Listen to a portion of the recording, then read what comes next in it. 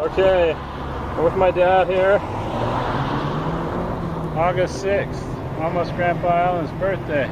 That's right. 2016 with Sunset with John and Alexa and Adeline. That's right. And here I am, and we're at the office on Union Park, and these are the mailboxes that we just installed. This, maybe it looks backwards right now, but it's 7145. That's our address at the office. And this is the neighbors, 7147.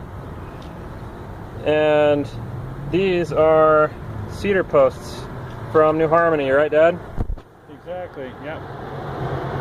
Beautiful cedars from New Harmony. They should last as long as John's around. Maybe as long as Alexa's around too. We put 2 pine posts in 10 years ago, and they were 10-inch pine posts from Heber City, and they both rotted off in 10 years. But these cedar boxes, juniper stumps, should last as long as anybody's around that's living now. Yeah. So good job, John. You were able to carve out all the old stuff and chip it out with bars and the picks, and we got down 24 inches, and it should be stable too. I don't think they're going to move anywhere.